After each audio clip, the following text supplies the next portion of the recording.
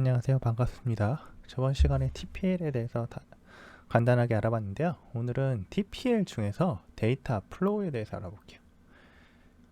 TPL 데이터 플로우는 블록을 만들고 각 블록에 자체 로컬 데이터와 개인 스레드가 있어요. 이러한 스레드들을 잠금 또는 세마포하고 작업을 하게 되는데요. 이 블럭을 이용하게 되면 데이터 플로우의 블록을 이용하게 되면 동기화를 위해 잠금이나 세마포를 사용할 필요가 없어요. 자체적으로 내부에 잠금하고 세마포하고 뭔가 동기화 객체들을 가지고 락을 하고 풀어주고 그러는 작업을 다 내부에 있기 때문에 블럭 내부에 그걸 가지고 처리를 하도록 하게 되어 있습니다. 그래서 처리량이 많고 대기 시간이 짧으며 CPU 및 IO를 많이 사용하는 애플리케이션의 메시지 전달 및 병렬화를 위해서 그 기반을 제공하고 있습니다. 그게 TPR 데이터 플로우라는 거예요. TPL 데이터 플로우. 비동기적으로 서로 통신해야 하는 여러 작업이 있는 경우나 데이터를 사용할 수 있게 될 때 해당 데이터를 처리하는 경우에 유용하게 쓰입니다. 이제 동기적으로 쓰기 및 읽기를 하는 하나의 방법을 알려드릴게요. 그러니까 저 데이터 TPL의 데이터 플로우가 어떤 식으로 쓰이는지 보려는 거예요. 버퍼 블럭이라는 게 있어요. 버퍼 블럭이라는 걸 가지고 이걸 어떻게 사용하는지 보여드릴게요. 버퍼 블럭 인트라는 걸 선언을 하고, 자, 얘를 타스크 데이터 플로우를 가져오도록 합니다. 그리고 얘를 실행을 해보시면 여기 보시면 포스트라는 걸 통해서 메시지 1, 2, 뭐 012, 012라는 거를 버퍼 블럭에다 넣었을 거고, 그 버퍼 블록으로부터 데이터를 가지고 오겠죠. 한번 볼게요. 실행을 해보시면, 자, 0, 1, 2가 포스트 통해서 들어갔고 리시브 통해서 들어온 걸 컨솔 라이트 라인에 찍은 거예요. 그럼 이거 보시면 우리가 뭐 버퍼 블럭에서 뭐 아이를 넘기고 가져오고 뭐 그럴 필요 없잖아요. 아니요, 넘기긴 하죠. 네, 버퍼 블럭에다 데이터를 넣고 그리고 나서 버퍼 블록으로 갖고 오는데, 우리가 스레드 객체를 이용했다든지 타스크를 이용했다든지 그러지는 않았어요. 이 버퍼 블럭에서. 근데 이제 이 버퍼 블럭을 가지고 타스크를 이용해서 처리를 할 수가 있는데, 이 버퍼 블럭이 동기화 객체를 내부적으로 처리를 해주고 있기 때문에 우리는 사용만 하면 됩니다. 한번 해볼게요. 자, 복사한 걸 보시면 이건 어떤 작업을 하는 거냐면 어떤 타스크를 통해서 쓰고 읽기를 동시에 처리하도록 하는 거예요. 여기 보시면 타스크 add라는 게 있죠. 타스크 add라는 걸 통해서 버퍼 블럭에다가 0, 1이라는 값을 넣었어요. 그리고 타스크 런에서 그 0, 1, 2까지 리시브를 해올 건데, 그 마지막에 타스크 add에서 다시 2를 넣어줬어요. 그래서 이 버퍼 블럭에는 0이 먼저 들어가고 1이 들어가고, 그 다음에 동시에 이 012라는 걸 가져오려고 버퍼 블럭 리시브를 통해서 가져오고, 이 타스크 add 마지막에 버퍼 블럭에 다시 2라는 값을 넣어주고 나서요, 타스크 when all이라는 걸 통해서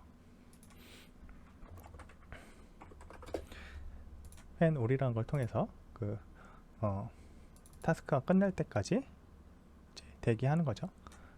자, 이렇게 됐을 때 동시에 읽고 쓰기를 처리할 수 있는지 한번 볼게요. 이것은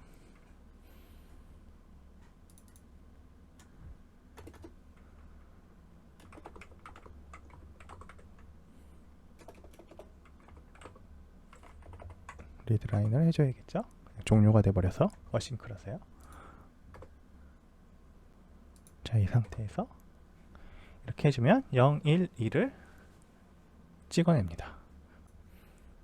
네, 그런 식으로 해서 이 동시에 읽고 쓰기가 가능합니다. 그리고 이제 이 블럭 처리에 대해서 또 하나 알아볼 수 있는데, 방금은 이제 타스크를 통해서 동시에 읽고 쓰기를 봤고요. 이번에는 비동기적으로 읽고 쓰기가 가능한지 확인해 보겠습니다.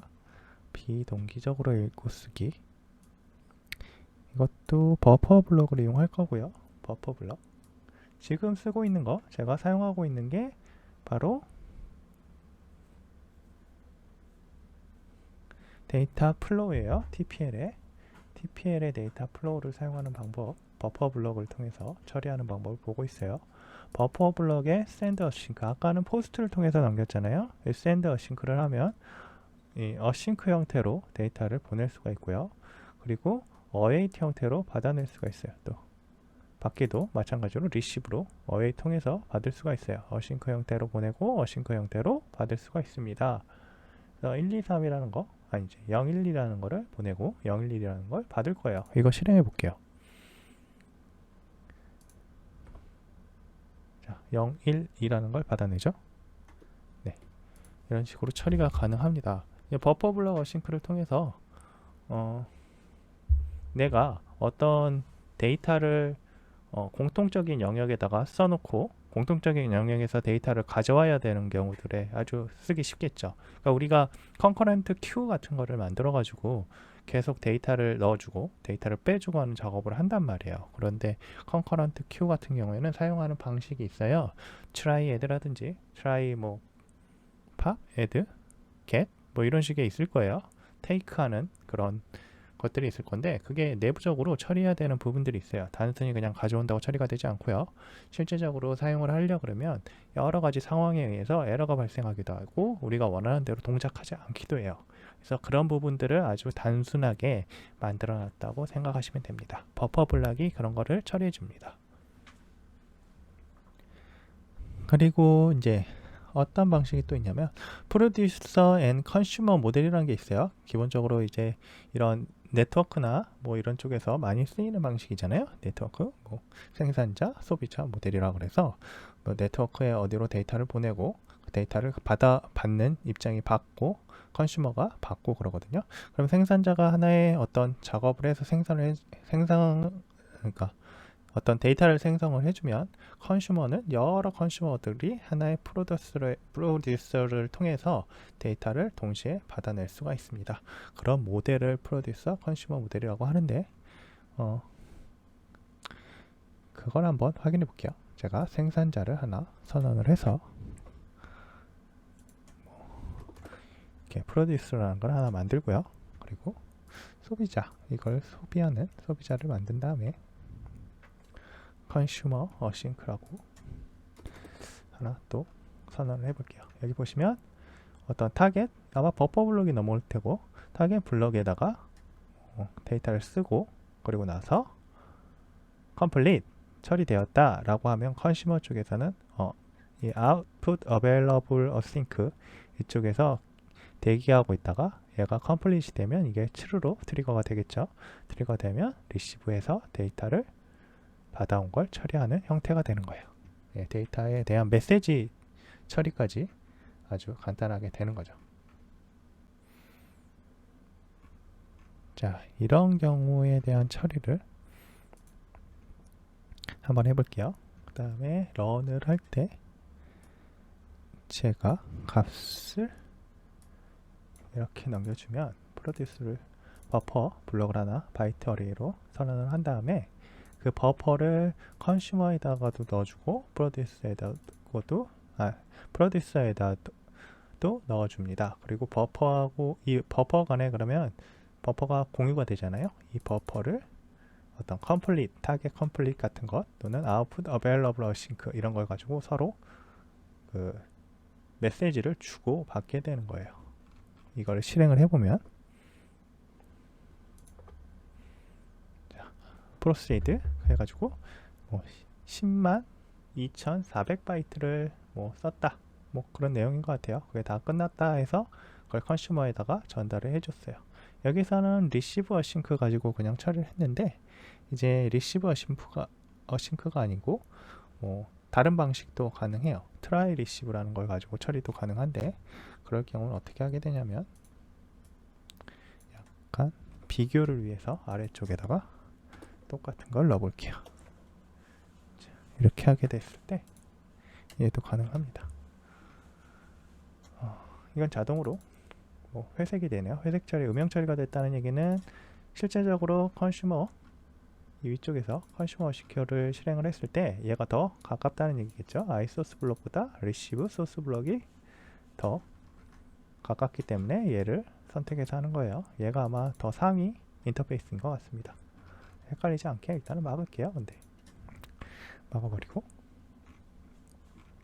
여기 보시면 다른 게 뭐냐면 얘는 output available 다음에 await 통해서 source receiver 싱크를 썼는데, 여기에서는 source try receive를 통해서 데이터가 있는지 없는지 처리를 하는 형태예요. 그리고 이렇게 되게 되면 이제 여러 컨슈머가 여럿일 경우에도 안전하게 처리를 할 수 있어요. 이 앞단 같은 경우에는 만약에 소스 리시버 싱크를 했는데 데이터를 막 가져오는 과정 중에 얘가 어떤 데이터를 처리하고 해서 그 리시브 소스에 있는 데이터가 없을 수가 있거든요. 네, 그렇게 될 경우에 문제가 있는데, 이 컨슈머 싱크 같은 경우를 사용하게 되면 트라이 리시브를 하게 되면 여러 컨슈머가 알아서 처리를 하게 되겠죠. 얘도 실행을 한번 해보시면, 그래서 마찬가지로 102,400바이트를 썼다 라고 보여줍니다. 여기에서 컨슈머 싱크 프로듀스, 그 다음에 컨슈머 타스크가 와서 걔를 대기하고 있으면 타스크 실행이 끝나면 리턴해서 이 바이츠 프로세스들을 가져오고 얘를 찍어준 거예요. 그냥 네, 이런 식의 프로듀스 컨슈머 모델도 처리를 할 수 있습니다. 그리고 데이터 흐름 블록과 파이프라인을 통해서 이런 이제 병렬 처리를 하는 아주 이제 유용한 예제를 한번 알아볼게요. 사람들이 이걸 봐도 실제 그래서 저걸 어디다 써? 라고 할 수 있는데, 제가 데이터 플로우를 가지고 어떻게 쓰는지 한번 보여드리겠습니다.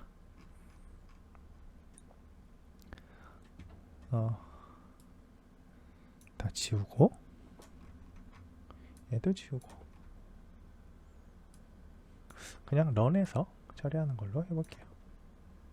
굳이 다른 데로 갈 필요가 없습니다. 일단 제가 다운로드 스트링이라는 거 한번 볼게요. 트랜스폼 블럭이라는 데이터 블럭이 있고요. 얘는 보시면 스트링을 입력값으로 받아서 스트링을 아웃풋, 그러니까 리턴 값으로 줍니다. 그러니까 다운로드 스트링은 스트링 형태가 되겠죠. 예. 그래서 여기 보시면 async URI, 그러니까 이 다운로드 스트링의 리턴이 트랜스폼 블럭 형태의 스트링 형태가 들어가 있을 거예요. 그래서 URI를 받아서 URI를 찍어주고 해당 URI의 데이터를 가져와요. gzip으로 압축을 해서 갖고 온다. 뭐 그런 걸 거예요. 네, HTTP 클라이언트 핸들러는 옵션이고요.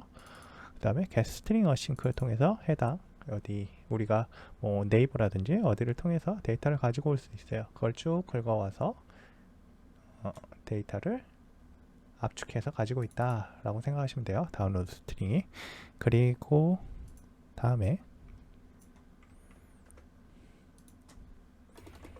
이런 식으로 트랜스폼 블럭을 하나 더 만드는데, 트랜스폼 블럭이 또 이번에는 텍스트를 받아서 스트링 어레이 형태로 또 리턴하는 트랜스폼 블럭을 만들었어요. 이 같은 경우 텍스트를 받은 다음에 링큐로 셀렉트해서 캐릭터가 무엇인지 찾아가지고, 이거 보시면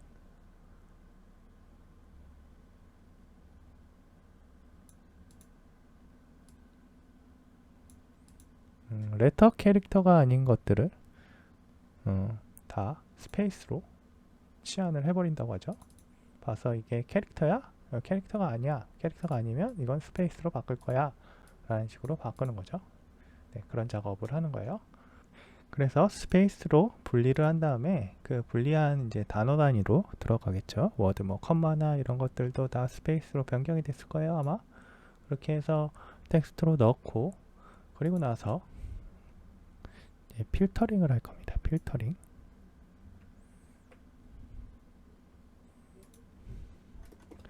워드 중에서 워드가 랭스가 3보다 큰 것들만 찾아서 중복되는 것들은 디스팅트하고, 그렇게 해서 워드를 필터링을 합니다. 이것도 트랜스폼 블럭을 가지고 만들어내고요. 그 다음에 이제 해당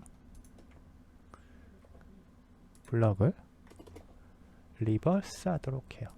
그래서 이 워드를 해시셋에다가 담아놓고 그거를 다시 패러럴 형태로, 자 이건 plinq에서 좀 이따 알려드릴 텐데, 일단 그 패러럴 링크 구문이에요. 패러럴하게 처리하겠다. 그래서 워드를 리버스 한 다음에 어레이로 만들어 가지고 그것들을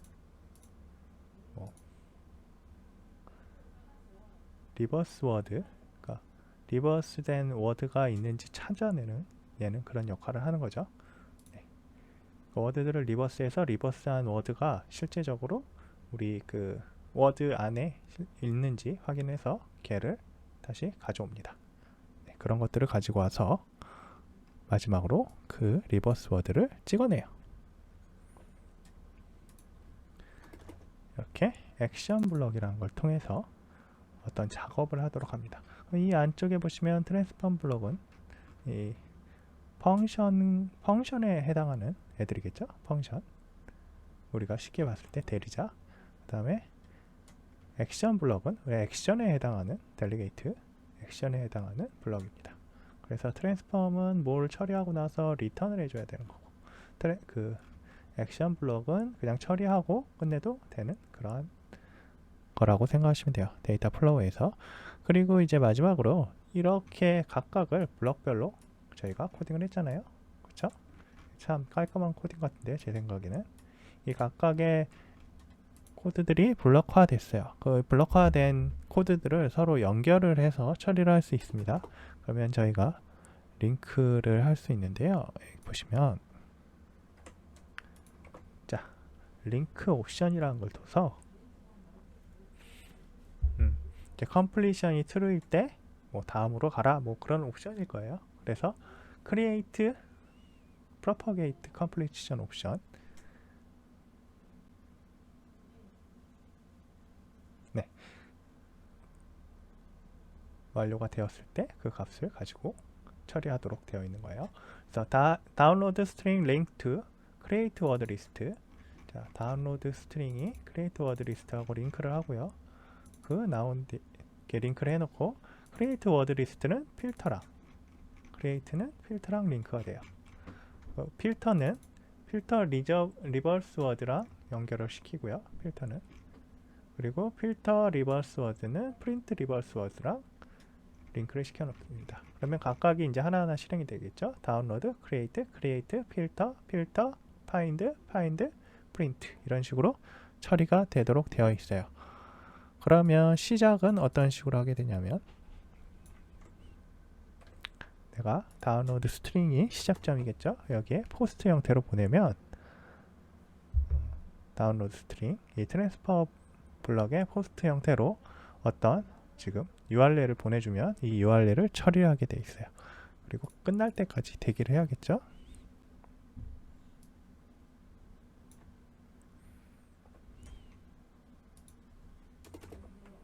이렇게 컴플릿을 통해서, 그리고 마지막에 프린트를 하기 위해서요, 이런 식으로 컴플리션을 대기하도록 명령을 내립니다. 그리고 얘를 실행을 한번 해볼게요. 실행을 했을 때 값이 어떻게 나오는지, 자 보시면 다운로딩 중이다 하고 다운로딩하고 create word list 처리하고 필터링하고 find reverse word 한 다음에 리버스 워드 leave, evil, wolf, plow, some, mouse, team, meat, patch, strap, evil, live, deer, lead, dim, mid, 뭐 이런 식으로, 그러니까 그 원래 데이터하고 리버스한 데이터가 있는지 확인해서 다 가져왔죠. 네, 같은 값들을 찾는 형태였습니다. 이런 식으로 데이터 흐름 블록과 파이프라인을 이용해서 병렬 처리를 할 수 있어요. 결국 TPL 데이터 플로우는 데이터 블록을 만들고 파이프라인을 연결하여 실행하는 작업이에요. 그 작업 중에는 여러 가지 블록, 트랜스폼 블럭이나 액션 블럭, 버퍼 블럭 또는 etc 여러 가지 등이 있는데, 등을 사용하여 병렬 처리 및 동기화 처리를 데이터 플로우에 위임하여 프로그램이 단순해지게 만든다 라고 생각하시면 됩니다.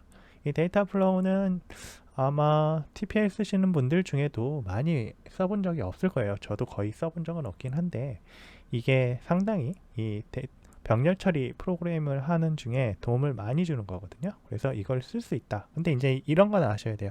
이 데이터 플로우라는 거는 간단하게 좀 단순하게 쓸 수 있도록 만들다 보니 편의성을 많이 줬죠. 그러다 보니 이런 조건, 스레드의 뭐 아주 세세한 부분에 뭐 우리가 프리오리티를 얘는 이렇게 주고 싶고 얘는 잠깐 쉬게 하고 싶고 막 이런 식의 어떤 작업을 하려고 할 때는 사실 적합하지는 않아요.